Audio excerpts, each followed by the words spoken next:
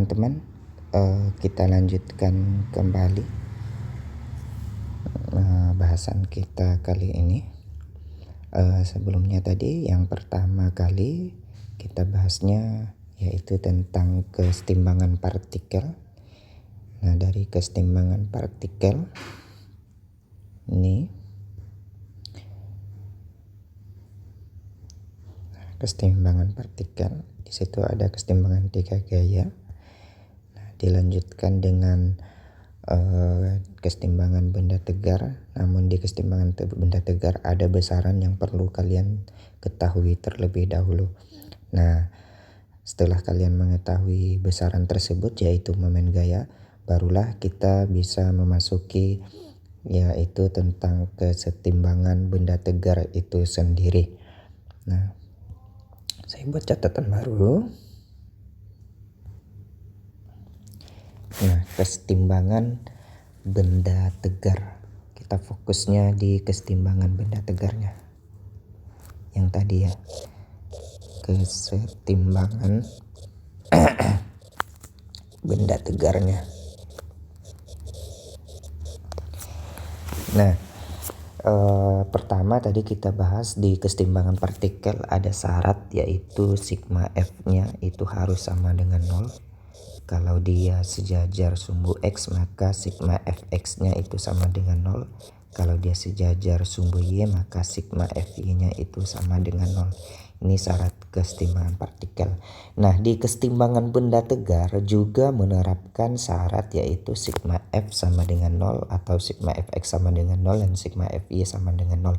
Namun ada tambahan yaitu bahwa sigma tau-nya yang telah kita bahas sebelumnya yaitu sigma tau itu juga harus sama dengan 0. Syaratnya selain yang ini juga syaratnya yang ini juga. Selain sigma F sama dengan 0 maka sigma tau-nya juga sama dengan 0. Ini akan kita bahas nanti di kesetimbangan pada papan mendatar yang diberi penumpu. Kemudian kesetimbangan pada batang berengsel yang diberi beban dan ditopang oleh kabel. Yang berikutnya nanti adalah kesetimbangan pada tangga. Nah, kita bahas dulu yaitu kesetimbangan pada papan mendatar yang diberi penumpu. Kesetimbangan pada papan mendatar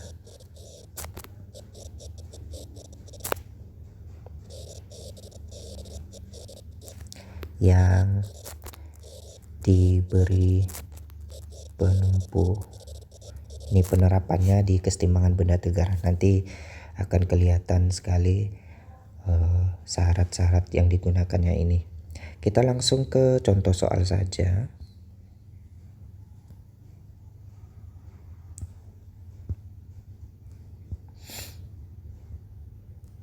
Nah, ini contoh soalnya. Nah, ini pada papan mendatar atau yang biasa pada saat anak-anak main papan jungkat-jungkit.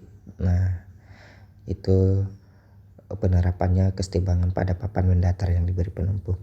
Nah, kita lihat contoh soalnya. Anak laki-laki yang beratnya 50 Newton. Saya pindahkan ke sini saja biar nanti kita langsung bahas.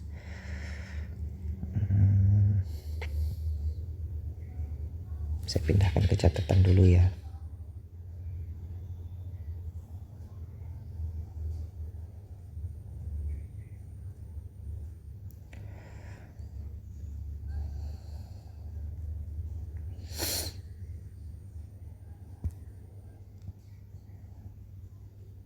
Nah, kita bahas di sini.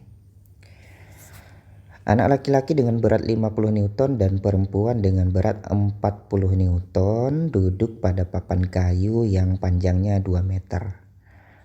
Nah, dan beratnya 20 Newton.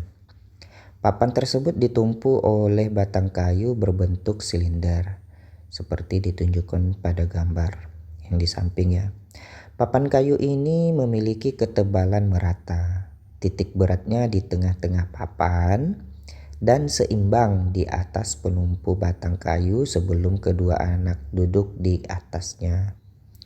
Kedua anak tersebut duduk di atas papan pada sisi yang berlawanan. Jika anak perempuan duduk di ujung kanan papan, di manakah anak laki-laki harus duduk agar papan tetap seimbang? Nah, maksud dari soal ini ada dua anak laki-laki dan perempuan. Itu yang satu anak laki-laki itu beratnya 50 Newton yang ada di sebelah kiri, dan anak perempuan beratnya 40 Newton yang ada di sebelah kanan. Nah, panjang batangannya ini, papannya ini panjangnya 2 meter dan beratnya 20 Newton.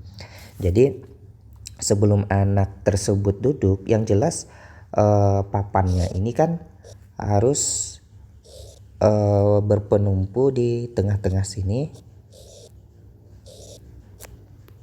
Nah, ini berarti di sini harus 1 meter karena panjangnya 2 meter, ini 1 berarti ini harus 1 meter. Ini 1 meter, ini 1 meter. Biar papannya tetap seimbang. Tapi ketika anak laki-laki 50 Newton ya duduk dan anak perempuan 40 Newton duduk, ini kan beratnya beda. Kalau anak laki-laki ini duduknya di sini, ini yang laki-laki duduk di sini, anak perempuan duduknya juga di sini di ujung. Ini yang jelas ini akan terangkat, ini yang 40 Newton nih. Ini akan terangkat ke sini, yang anak laki-laki akan jatuh ke bawah seperti ini. Kalau dia duduk sama-sama 1 meter di ujung. Karena kenapa bisa terangkat? Karena yang satu kan beratnya 50 Newton, yang satu beratnya 40 Newton. Yang jelas itu tidak seimbang. Nah, pertanyaannya, jika anak perempuan dan anak laki-laki itu duduknya, kita lihat tadi di soal papan kayu ini, mungkin papan tersebut ditumpu di mana sih? Jika anak perempuan duduk di ujung kanan papan, oh ya, jadi berarti di ujung kanan sini, apakah mungkin anak laki-laki duduk di ujung kiri? Tidak mungkin kan, dia harus bergeser ke depan. Nah, pergeserannya itu berapa? Itu pertanyaannya, biar dia tetap seimbang ya. Kalau dia duduk sama-sama 1 meter, yang jelas ini tidak akan seimbang. Yang satu jatuh, yang satu terangkat ke atas. Nah, biar dia seimbang, berapa anak laki-laki ini duduk terhadap porosnya. Nah, sebenarnya ini kan ada banyak gaya dan kita tidak tahu porosnya di mana. Nah, untuk menentukan poros itu sebenarnya berdasarkan gaya yang paling banyak bekerja ya. Ingat ya, saya tegaskan kembali dan perlu kalian ingatkan bahwa untuk menentukan poros itu harus yang paling banyak gaya yang bekerja, harus yang paling banyak gaya yang bekerja. Nah, kita lihat di sini ada gaya normal R, di sini gaya normal papan nih. Ini gaya normal papan.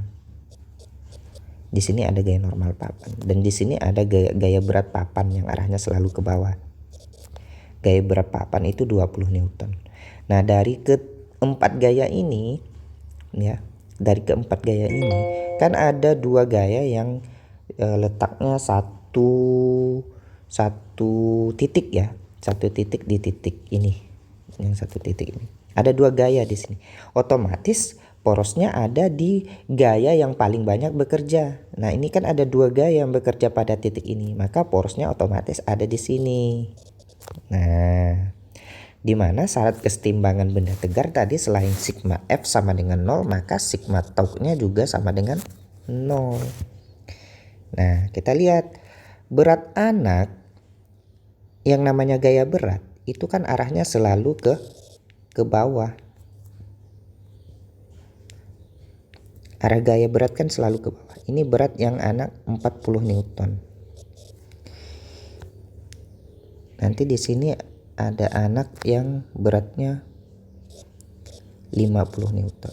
Kita kan tidak tahu anak yang 50 Newton, anak laki-laki yang 50 Newton ini duduknya harus berapa. Ini pertanyaannya. Ini bisa kita buat X di sini.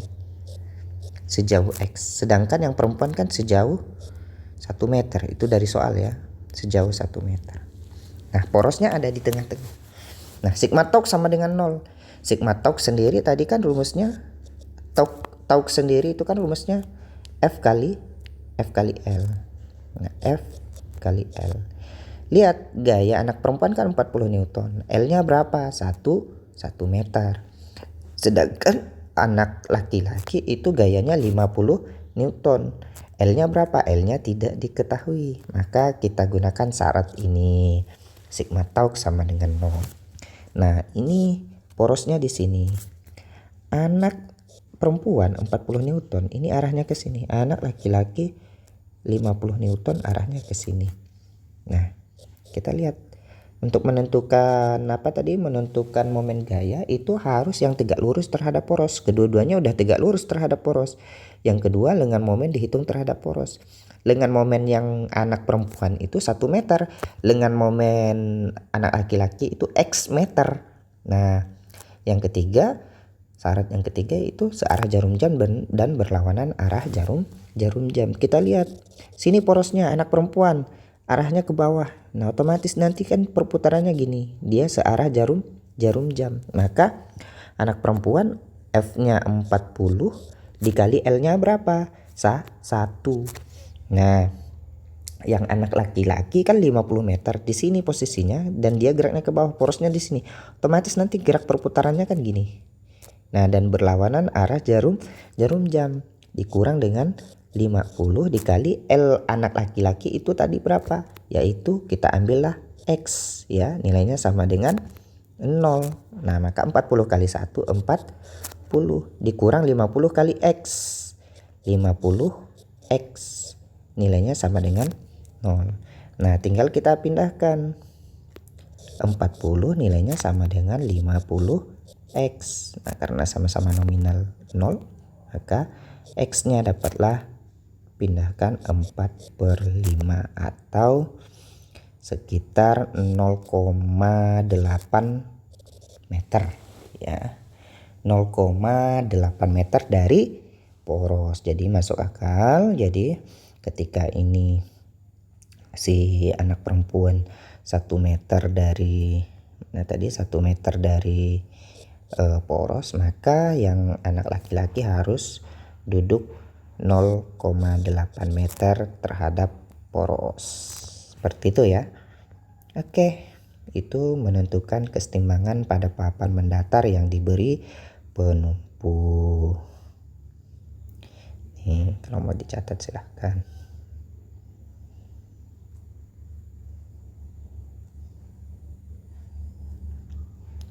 Oke, silahkan di post ya kalau mau dicatat ya. Oke, kita lanjut pada kesetimbangan pada batang berengsel yang diberi beban dan ditopang oleh kabel. Yang berikutnya ya, kesetimbangan pada batang berengsel yang diberi beban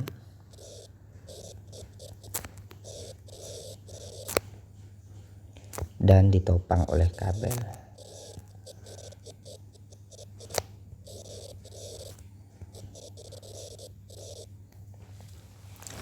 Ya, seperti yang pertama, itu langsung ke contoh soal biar lebih mudah. Sama halnya ini juga kita langsung ke contoh soal biar lebih mudah.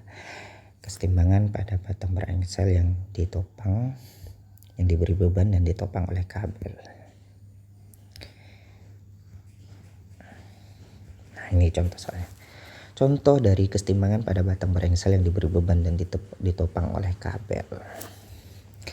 Batang homogen berengsel yang beratnya 50 Newton berada dalam keadaan seimbang. Hitunglah atau tentukan tegangan dalam kabel pendukungnya. Ini gambarnya. Nah, ini soalnya beratnya 50 Newton. Oh, batang homogennya ya. Jadi batang homogen yang ini, batang yang di tengah ini, itu beratnya ini berat batangan ini itu sebesar 50 Newton berdasarkan soal ya, beratnya sebesar 50 Newton. Nah, langsung saya bahas di gambar ini saja ya. Pengerjaan soalnya kita bahas di sini saja. Jadi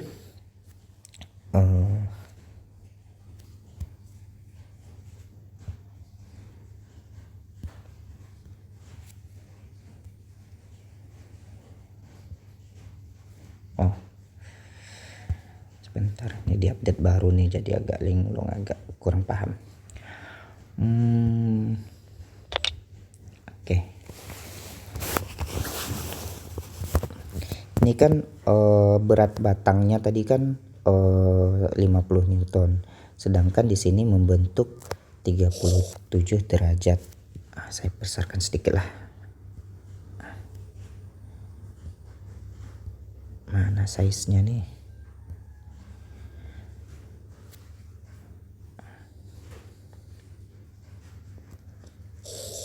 Oke, 37 derajat.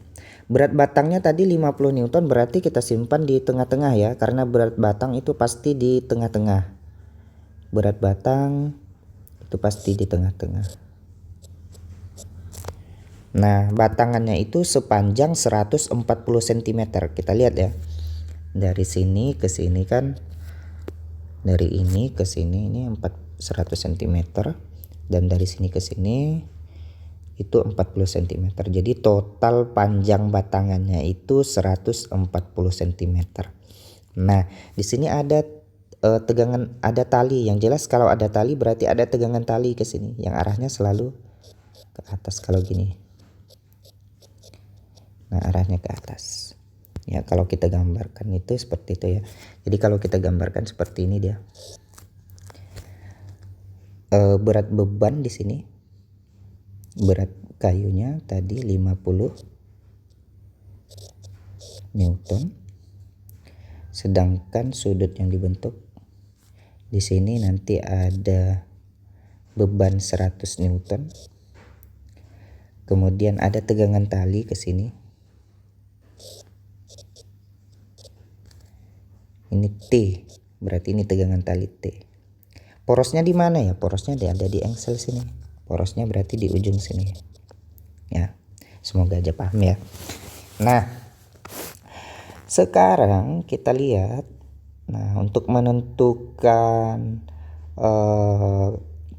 benda itu setimbang atau kesetimbangan dari benda tegar, itu kan ada dua syarat, yaitu sigma F sama dengan 0 dan sigma tau juga sama dengan 0. Ya, sigma F sama dengan 0 dan sigma tau sama dengan 0. Boleh kita ambil sigma F-nya juga sama dengan 0. Sigma F-nya sama dengan 0. Ya, berarti harus kita ambil yang tegak lurus semua ya. Berarti ini T. Ini TY. Nah, sudut di sini berarti 37. Nah, ada 3 ya, ada 3 T.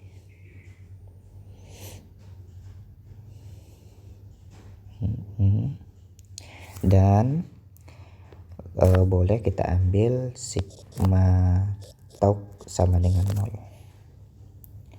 Kalau sigma tau sama dengan 0 langsung bisa ini kayaknya nih. Oke, kita ambil dari yang paling ujung. Ujung kan F-nya 100, L-nya berapa? Ini kan dalam satuan cm ya. Kita ganti meter, berarti ini ini 1 meter dan ini 0,4 meter. Berarti kalau dari poros yang 100 itu 0,1, kan 140 cm ya. Dari poros panjang batangnya kan 140. Berarti untuk F yang 100 Newton, F yang 100 Newton,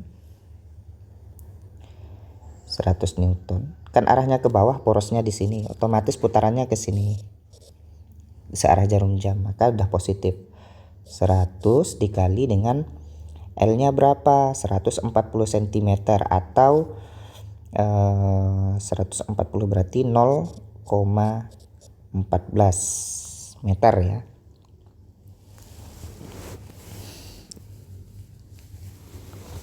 (140 cm) atau 0,14 meter. Terus pakai yang dari ujung ya, berarti pakai TY itu ke atas, berarti putarannya ke sini, dia melawan arah jarum jam, berarti dikurang ya, dikurang TY, berarti kalau dia terhadap sumbu Y berarti T sin ya, karena kita tadi konsistennya pakai sin. Sin berapa? Sin 37 derajat. Jangan lupa L-nya berapa? 100 cm atau 1 meter. Lalu ada lagi gaya yang lain, apa? Gaya berat batang. Gaya berat batang yaitu ke bawah 50 Newton. Karena dia ke bawah, porosnya di sini, otomatis putarannya gini, searah jarum jam. Berarti ini positif. Positif, F-nya berapa? 50 dikali dengan L-nya berapa? L-nya hati-hati ya. L-nya di sini ya, di tengah-tengah. Nah, berarti 0,5 meter. 0,5 meter. Ya. Ini maaf ya, bukan 0,14, kecil sekali nih. 1,4 meter. Aduh. Oke ya. Total ada 3 gaya ya. Gaya berat batang, gaya berat papan, dan gaya tegangan tali T. Ya. Nah, udah ketiganya tinggal masukkan. 100 kali 1,4 ya, 100 kali 1,4 ya, berarti 140 ya, 140 dikurang dengan T dikali sin 37 berapa? 3/5 dikali dengan 1 ditambah dengan 50 kali 0,5 berarti 25. Kan 5 kali 5 25, 10 kali 10 pangkat min 1 habis ya. Jadi 140 ditambah 25 165. Saya pindahkan ke samping kiri aja lah, ini enggak jadi nih karena sudah cukup syaratnya ini. Jadi ini 140 ditambah 25 165 dikurang, ini jangan lupa sama dengan 0 ya, karena syaratnya tadi sama dengan 0. Nah, ini kan sama dengan 0 di atas nih, berarti ini juga sama dengan 0. Nah, 165 dikurang 3/5 kali 1, 3/5 dikali T, jadi 3/5 T sama dengan 0. Pindahkan 165 sama dengan 3/5 T, maka T-nya sama dengan 165 dikali 5/3 ya, 165 dikali 5/3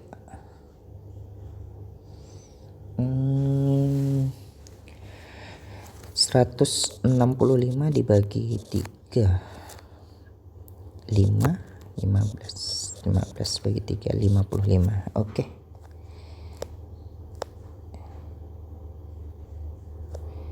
Ini coret.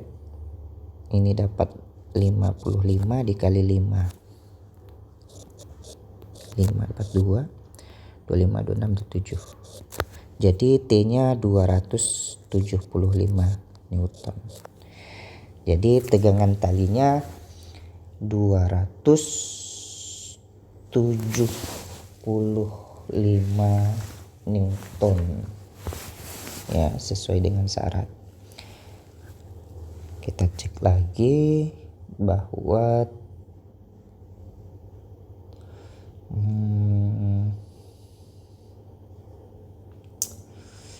70. Oh iya. Maaf ya, ini bukan 50. Nah kan ini saya juga keliru nih. Setengah dari batangannya ini kan 70 ya. 70 bukan 50. Ini ada kesalahan nih. Ulangi dari sini, 100 Ini kan 100 dikali dengan 140 atau 1,4. Ini udah benar. Dikurang dengan T dikali sin 37 ya, karena dia membentuk sudut 37, dikali 1 karena dia 100 cm ya, kali 1 meter, ditambah dengan 50 dikali, maaf ini bukan, yang ini bukan 0,5 nih, bukan 0,5 karena tengah-tengah batang itu bukan 50. Saya fokusnya kok ke sini tadi. Nah itu saya mengingatkan tapi saya lupa, sorry ya. Oke, tengah-tengah batang itu kalau 140 berarti 70 cm ya, 70 cm atau 0,7 meter. Waduh, kacau ini. Berarti ini 35. Ya, kan 50 dikali 0,7 35. 35 kali 10 kali 10 pangkat minus 1. Oke. Ini berarti 140 ditambah dengan 35, jawabannya 175.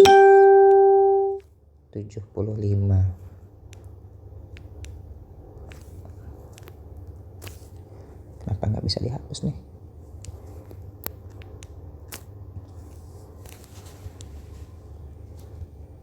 Nah ini 175, ini 175.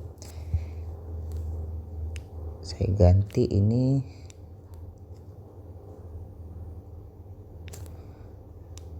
175 dikali 5 dibagi 3. Ini tetap T. Oke, 175 dibagi dengan 3 tetap 5, 15. 25 bagi 3. Oh banyak nih. Bingung, mulai bingung. Oke, kita tanya Google saja. Betul ya, 175 ya. 175 dikali 5 dibagi 3. Jawabannya bernilai sekitar 291,666667. Oke. Kalau dibulatkan berarti 292 Newton. Jadi tegangan talinya itu sekitar 292 Newton ya. Oke, sip ya. Itu cara menentukan keseimbangan pada batang berengsel yang diberi beban dan ditopang oleh kabel. Ini saya simpan dulu. Oke, silahkan kalau mau dicatat di pause yang ini saja.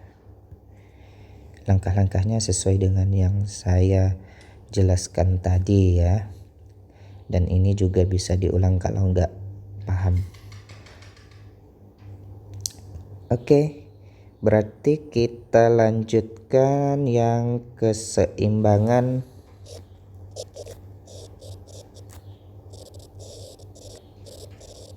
pada tangga. Ya, keseimbangan pada tangga. Kita langsung ke contoh soal lagi.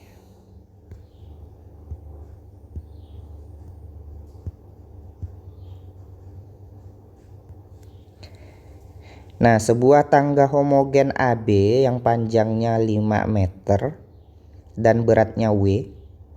Ujung A disandarkan pada dinding licin dan ujung B bertumpu pada lantai kasar. Nah, nanti ada gambarnya. Tentukan koefisien gesekan antara lantai dan tangga pada saat tangga tepat akan tergelincir. Sebuah tangga homogen AB yang panjangnya 5 meter dan beratnya W. Ujung A disandarkan pada dinding licin dan ujung B bertumpu pada lantai kasar. Tentukan koefisien gesekan antara lantai dan tangga pada saat tangga tepat akan tergelincir. Nah ini gambarnya. Ya, lantai A, lantai B kasar. Nah ini harus kita tentukan dulu ini porosnya di mana. Ya, kita tentukan dulu porosnya di mana. Sebuah tangga homogen AB yang panjangnya 5 meter dan beratnya W. Ujung A disandarkan pada dinding licin dan ujung B bertumpu pada lantai. Tentukan koefisien gesekan. Oke, seperti biasa kita analisis dulu dari gambar ini.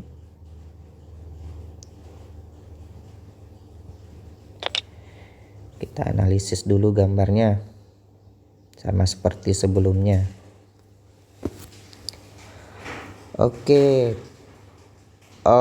Beban punya berat W yang selalu berada di tengah dan arahnya selalu ke bawah. Nah, dan kemudian benda A punya gaya normal, di titik A punya gaya normal, kan disandarkan. Setiap benda yang disandarkan pada dinding itu pasti punya gaya normal. Setiap benda yang disandarkan pada bidang atau dinding itu pasti punya gaya normal. Jadi benda A punya gaya normal dan dindingnya tegak lurus atau sejajar sumbu Y atau dia vertikal. Maka yang namanya gaya normal itu selalu tegak lurus terhadap bidang. Ingat, gaya normal itu selalu tegak lurus terhadap bidang. Nah, bidang A, yang A bidangnya vertikal, berarti tegak lurusnya berarti ke kanan. Ini gaya normal A. Yang B juga punya gaya normal yang tegak lurus terhadap bidang. Yang B bidangnya horizontal, maka tegak lurusnya ke atas. NB. Ya. Nah, karena di bidang A licin, maka tidak ada gaya gesekan di situ, dan di B itu ada gaya gesekan. Ya, kalau dia licin dan di B kasar, otomatis yang A dia akan jatuh ya, dan geraknya nanti gerak tangganya pasti ke sini nanti. Nah, kalau gerak bendanya ke sini, maka gaya gesek di sini lantainya kasar kan? Karena lantainya kasar, maka ada gaya gesekan. Karena gerak bendanya ke arah kanan, maka gaya gesekan kan selalu melawan arah gerak benda ya. Arah gaya gesekan itu selalu melawan arah gerak benda, maka gaya gesekannya ke kiri. Nah, karena dia harusnya seimbang, maka di sini harus Fs. Karena dia harus tidak bergerak atau dalam keadaan seimbang. Jadi kalau dia dalam keadaan seimbang, dia harus tidak bergerak. Nah, maka dia Fs ya. Kalau dia bergerak, maka nilainya Fk. Ya, gaya gesekan kinetis kalau dia bergerak. Tapi karena dia harus diwajibkan tidak bergerak, maka dia pakai Fs. Ya. Nah, poros itu harus yang paling banyak gaya yang bekerja. Jadi dari gambar ini yang paling banyak gaya yang bekerja itu yang ada di B. Tapi, nah ini ada tapinya ya. Tapi tidak ditanyakan di dalam soal. Syaratnya itu memang pertama dia harus untuk menentukan poros itu memang yang harus paling banyak gaya yang bekerja. Tapi tidak ditanyakan di dalam soal. Soalnya tadi kan menanyakan tentukan koefisien gesekan yang ada di benda yang ada di lantai. Yang ditanyakan koefisien gesekan yang ada di lantai ini. Jadi ini tidak boleh jadi poros. Yang boleh jadi poros berarti yang di A. Ya, jadi porosnya di A ya. Nah, ini bahasannya agak panjang. Kalau ini saya ambil dulu, ini saya simpan dulu. Kita pindah ke catatan aja. Nah,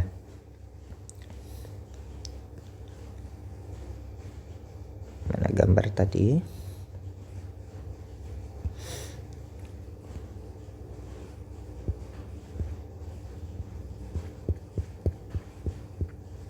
Nah, ini.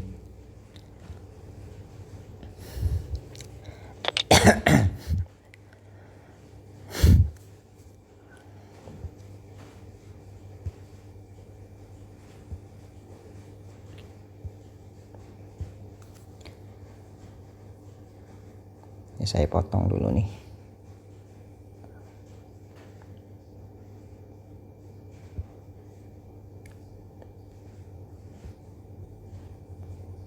Nah, kesetimbangan pada tangga. Nah, Pertanyaannya adalah mana tadi di soalnya?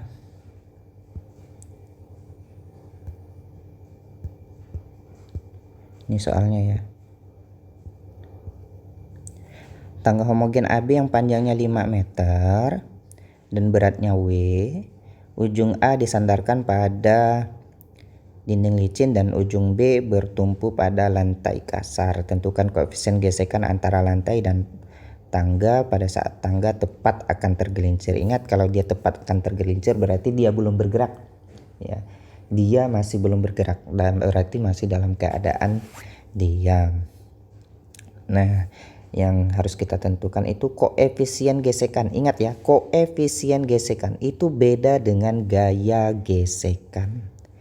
Kalau koefisien gesekan itu simbolnya apa? Simbolnya mu. Kalau F itu apa? Ini gaya gesekan. Kalau ini koefisien.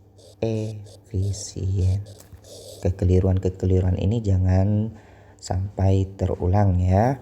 Koefisien itu mu, koefisien itu mu. Sedangkan F ini gaya gesekan.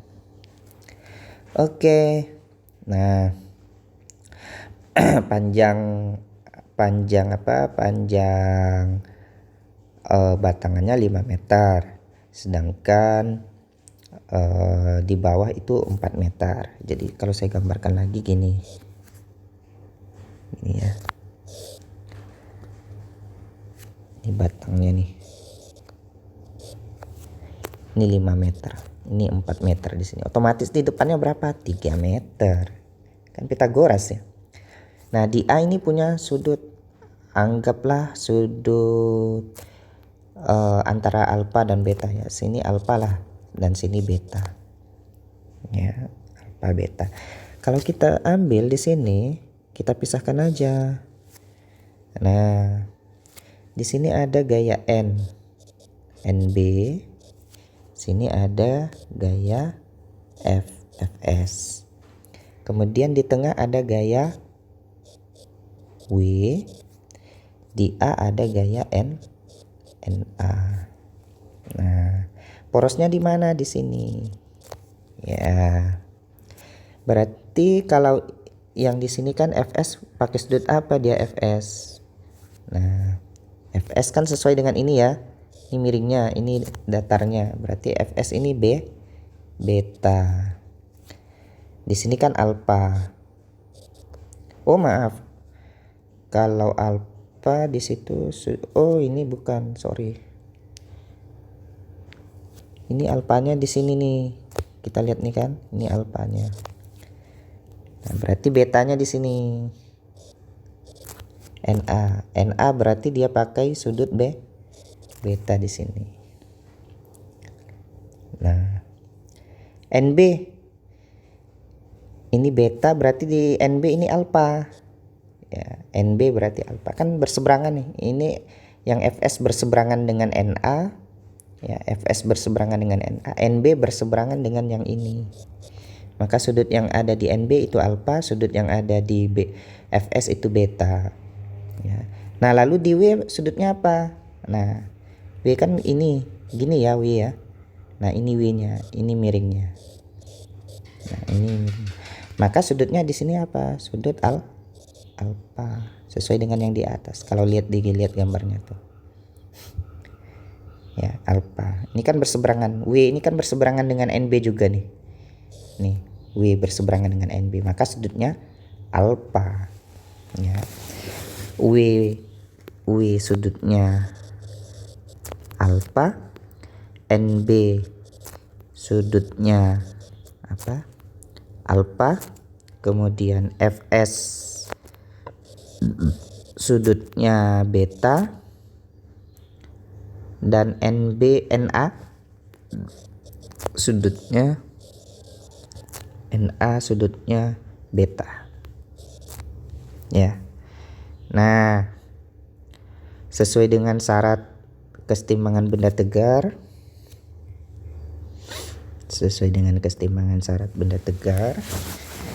bahwa sigma F itu harus sama dengan 0. Kita lihat di gambar yang ada di sini, ini gambar ini ada yang terhadap sumbu X dan ada terhadap sumbu Y.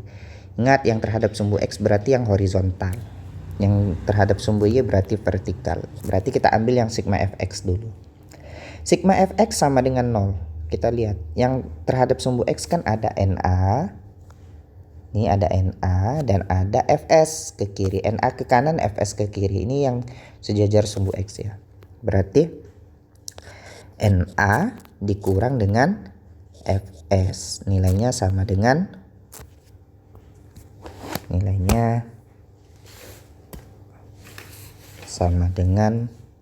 0. Maka NA nilainya sama dengan Fs.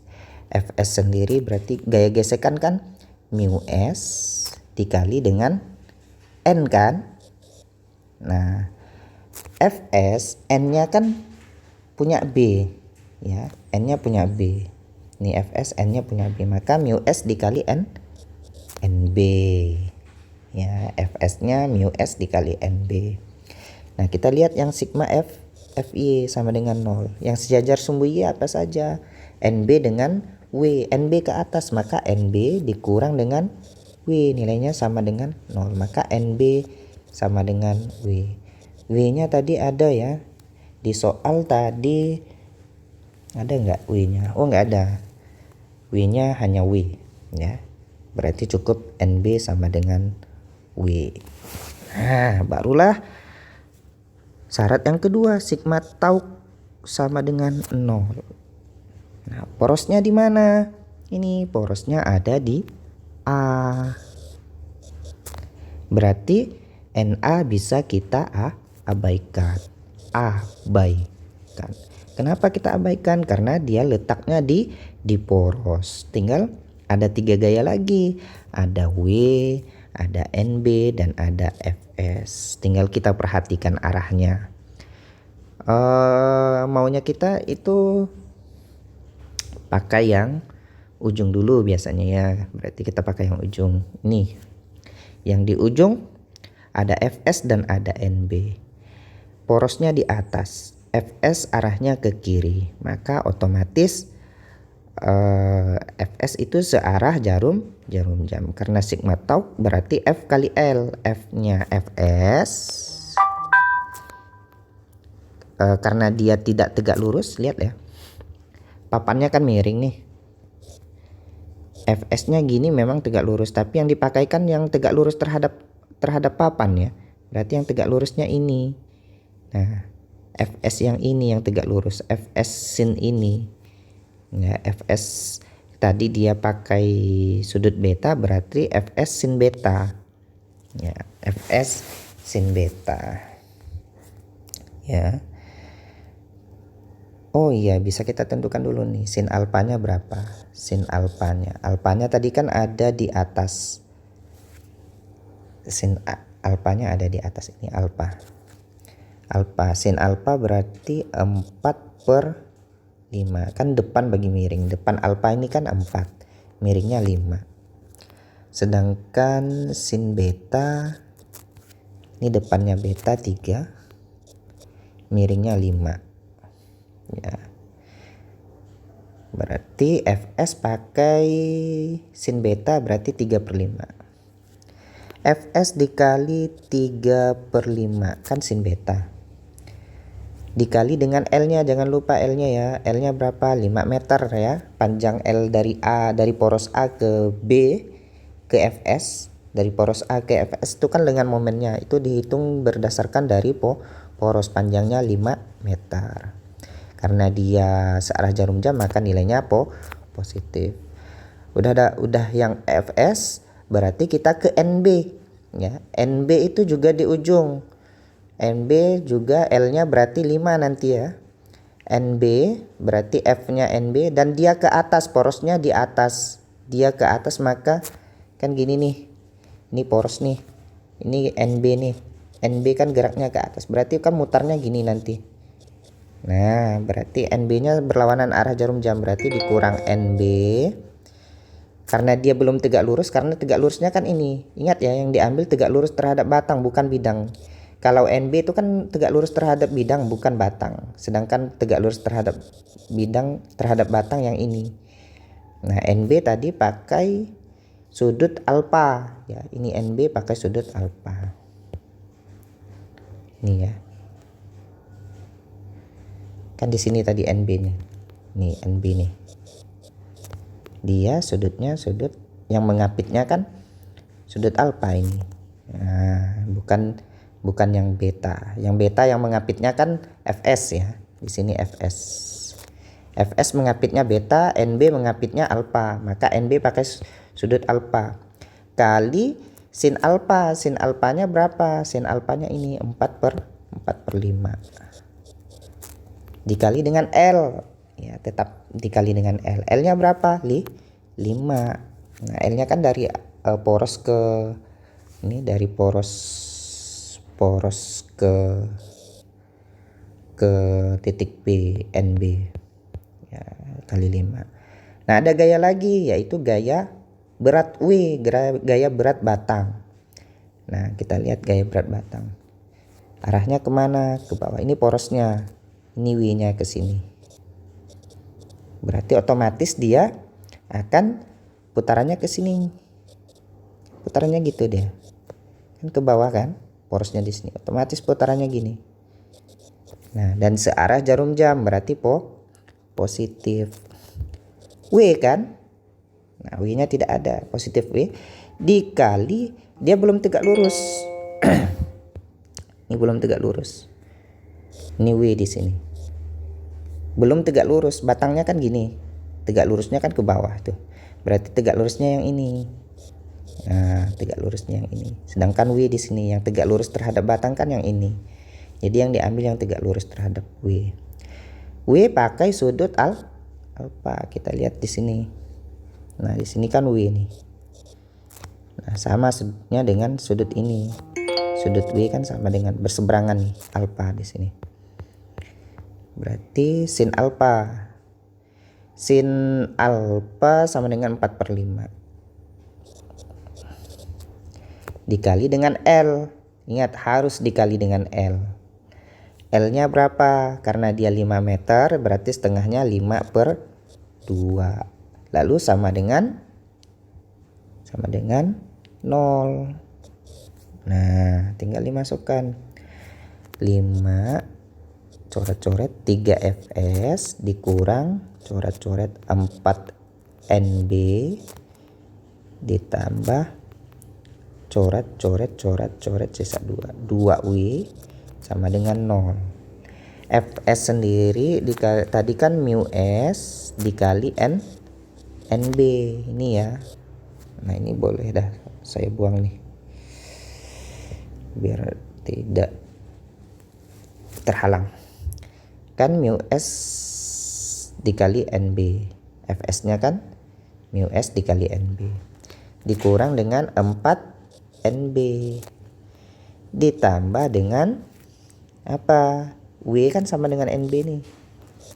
Nah, maka 2 NB sama dengan 0. Nah, 3 mu S dikali NB. Nah, ini kan sama-sama NB nih, bisa dijumlahkan nih. Maka min 4 ditambah 2 nilainya min 2 NB sama dengan 0. Kita pindahkan saja. 3 mu S dikali NB sama dengan, pindahkan 2 NB. Nah, ini sama-sama ada mengandung unsur NB dan ini perkalian. Jadi ini boleh coret-coret. Jadi dapatlah mu S-nya sama dengan 2/3. Oke, dapat koefisien gesekannya 2/3. Ingat bahwa koefisien gesekan itu selalu lebih besar dari 0 dan kurang dari 1. Ya. Sama dengan ya. Kalau dia mu-nya sama dengan 0 berarti bidangnya licin. Kalau mu-nya sama dengan 1 berarti sangat kasar. Dan dia harus batasan antara 0 sampai dengan 1. Kalau 0 sampai dengan 1 berarti bidangnya kasar. Mu itu harus 0 sampai dengan 1. Kalau 2 bagi 3 kan 0, sekian-sekian. Jadi ini masuk akal. 2/3. Ya. Oke. Nah, sebenarnya ada rumus cepat sih untuk menentukan kalau tangga bersandar pada bidang yang licin dan bersandar pada lantai yang kasar. Nah, rumusnya yang sebenarnya kan mu S sama dengan 1/2 dikali tangen theta. Nah, kalau ini tadi gini, ini Fs-nya di sini, mu S-nya kan, Fs-nya kan ada pada titik ini. Tadi sini 5, di sini 4, sini sudutnya theta misalnya. Berarti sini kan 3 nih, depannya 3. Tangan kan depan bagi samping 3/4. Jadi 1/2 dikali tangan theta. Tangan theta 3/4 sama dengan 1/, ini coret 2, 3/2 atau sama dengan 2/3. Ini dapat. Sama kan? Nah, itu cara cepatnya. Ini rumusnya. Tapi kalau ulangan tetap membiasakan dengan rumus ini. Kalian kan sudah anak IPA ya, jadi harus analisis, diutamakan harus dianalisis. Ya, kecuali soalnya option A, B, C, D, E. Kalau option A, B, C, D, E ya gunakan aja rumus cepatnya. Ya, silahkan gunakan rumus cepatnya. Tapi ini tapi lagi ya, khusus tangga kayak ini, khusus tangga yang disandarkan saja, tidak ada orang di atasnya. Jadi tidak ada orang di atasnya sini. Jadi rumusnya mu S-nya sama dengan 1/2 tangan theta.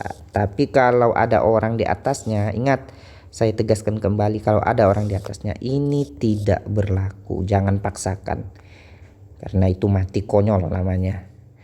Ya, ada orang di atasnya lalu digunakan rumus ini. Ya, itu hal yang sia-sia. Jadi tetap dianalisis seperti tadi ya. Oke. Itu menentukan kesetimbangan benda tegar tadi ya, itu pada papan mendatar yang diberi penumpu, kemudian dilanjutkan pada kesetimbangan pada batang berengsel yang diberi beban dan ditopang oleh kabel, dan terakhir yaitu pada tangga. Oke, nanti kita lanjutkan lagi di video berikutnya.